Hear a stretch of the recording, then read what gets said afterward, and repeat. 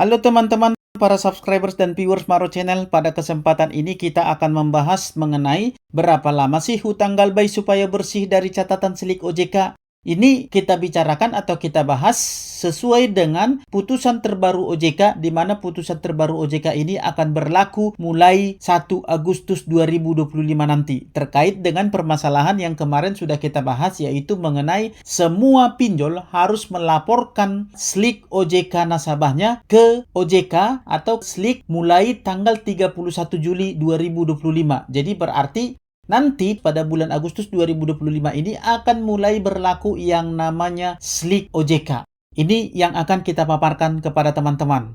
Baik, sebelum kita lanjut, saya mau sampaikan dulu kepada teman-teman supaya teman-teman pahami dan mungkin teman-teman sedang alami pada saat ini. Karena kalian yang sudah Galbay mungkin sudah beberapa waktu Galbay, seminggu atau bahkan sebulan Galbay belakangan ini. Sebagaimana yang kalian alami dan kita ketahui, pinjol-pinjol ini semakin gila, semakin barbar, dan semakin tidak beretika dalam melakukan penagihan. Para debt collector pinjol juga semakin berani. Mereka semakin berani mempermalukan nasabah, meneror nasabah, semakin berani meneror ke daftar-daftar kontak, ke tetangga, meneror ke saudara, bahkan membawa-bawa keluarga yang kita kasihi. Bahkan beberapa pinjol resmi OJK sudah mulai berani melakukan sebar data. Ada juga yang baru Galbay sekitar sebulan, bahkan masih seminggu Galbay sudah didatangi oleh debt collector pinjol berkali-kali.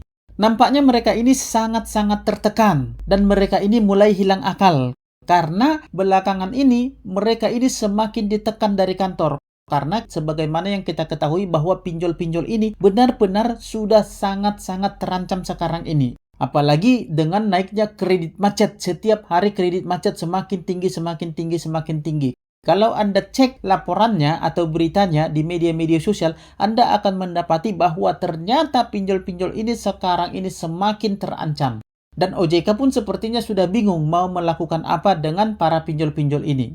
Oleh karena itulah makanya para debt collector pinjol ini semakin ditekan keras dari kantor, di mana pada saat ini semakin tinggi kredit macet. Belum lagi pada saat ini masa liburan. Karena masa liburan ini banyak nasabah-nasabah yang gagal bayar. Dan juga nanti akan masuk ke tahun ajaran baru. Tentunya itu semua butuh biaya yang besar. Belum lagi banyaknya pengangguran karena banyaknya pemutusan hubungan kerja atau PHK dari perusahaan-perusahaan yang sedang mengalami pailit pada saat ini.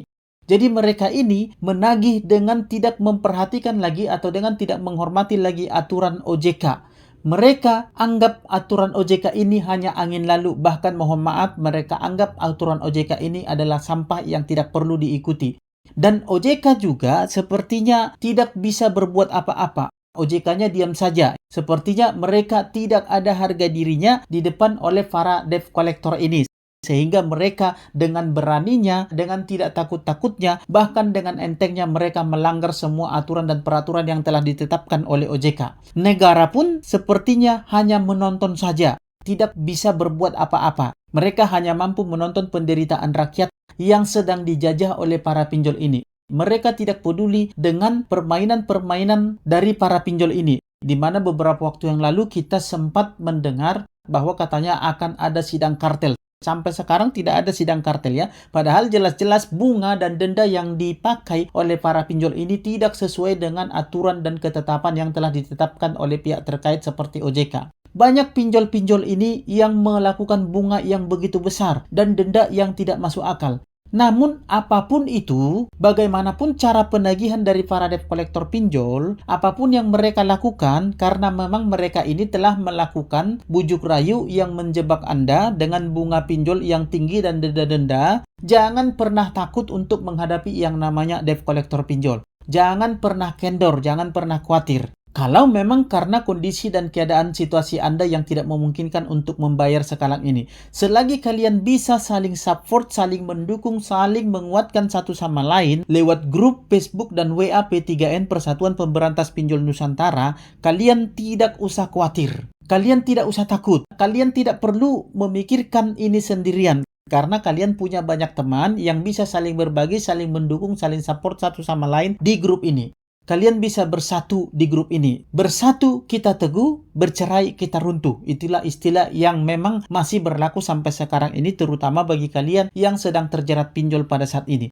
Silahkan bergabung ke grup WA dan Facebook P3N supaya di grup ini kalian bisa berkumpul bersama teman-teman senasib, bersama teman-teman sesama galbay, untuk kalian bisa saling support, saling dukung, saling menguatkan, dan saling berbagi tips-tips satu sama lain.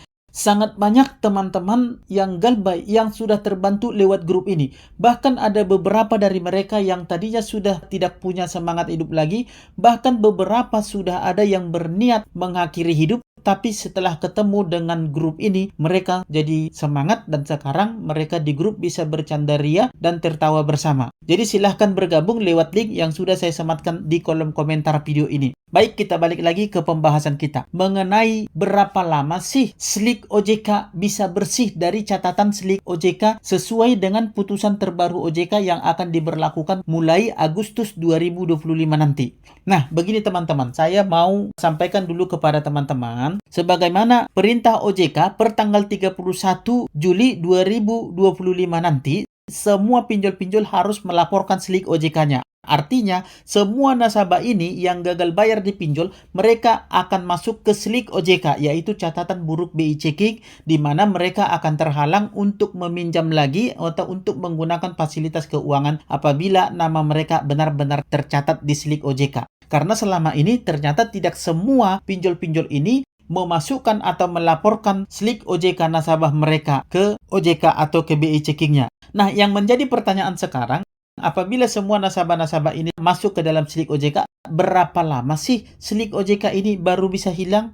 Apakah Slick OJK ini akan otomatis hilang dalam 5 tahun, 10 tahun, 20 tahun, atau bahkan akan ada selamanya tercatat di Slick OJK-nya? Baik, sebelum kita bahas ke sana, kita akan memahami dulu. Kadang-kadang kan dalam program-program tertentu dari pemerintah ataupun dari banknya sendiri ataupun dari lembaga keuangannya sendiri ada beberapa istilah. Kadang-kadang mereka mengadakan program yaitu hapus tagih baik dari pemerintah yang didukung oleh finance-nya sendiri atau banknya sendiri. Perlu teman-teman ketahui ada 3 istilah yaitu hapus tagih, hapus buku, pemutihan. Nah, hapus tagih ini, jika diadakan program hapus tagih, belum tentu hutang kalian ini lunas secara otomatis. Artinya hutang kalian ini masih tercatat dan tetap ada catatannya di pembukuan atau yang dinamakan dengan buku hutang dari suatu bank atau finance atau bahkan pinjolnya sendiri. Jadi ini masih terdaftar di Slick OJK-nya. Jadi hapus tagih itu, hutang kalian hanya saja tidak ditagih lagi. Namun untuk catatannya masih tercatat di sana dan tidak hilang sampai kapanpun. Kalaupun itu bisa hilang, itu hanya bisa hilang dengan yang namanya program hapus buku. Nah, hapus buku ini juga ternyata tidak otomatis memutihkan atau menghilangkan nama kalian di catatan Slick OJK atau BI Checking. Hapus buku ini bisa saja di catatan atau di pembukuan banknya atau di pembukuan pembiayaannya atau finance-nya atau pinjolnya, hutang kalian tidak ada lagi tapi masih tetap ada di Slick OJK. Nah, yang selanjutnya apabila terjadi pemutihan.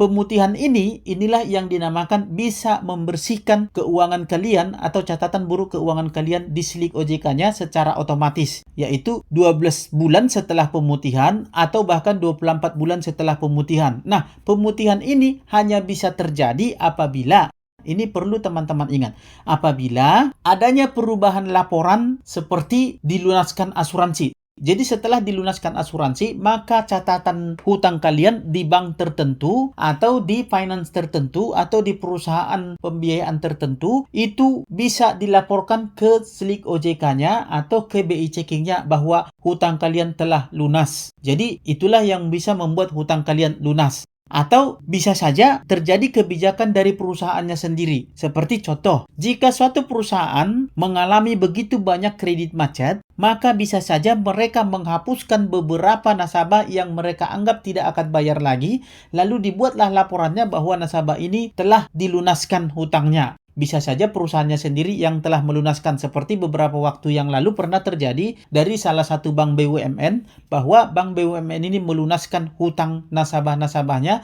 sehingga terjadilah pemutihan, dan pemutihan ini laporannya akan masuk ke BI Checking selama 12 sampai 24 bulan. Nah, setelah laporan ini masuk ke dalam BI Checking, maka BI checkingnya akan bersih selama 12 atau 24 bulan. Karena Slik OJK atau yang namanya BI checking ini selalu diperbaharui setiap setahun sekali. Jadi ketika ini diadakan pembersihan atau perbaharuan data di Slik OJK-nya atau di BI checkingnya, maka otomatis hutang Anda akan lunas.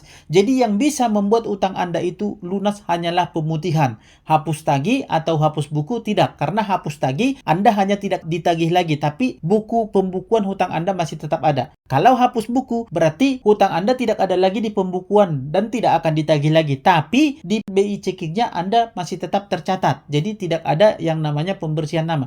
Tapi ketika terjadi pemutihan, maka disitulah hutang Anda bisa benar-benar bersih dari Slik OJK. Jadi begitu ya teman-teman, semoga dapat dipahami, semoga bermanfaat. Sampai ketemu di sesi-sesi berikutnya. Dan akhir kata saya ucapkan salam sahabat.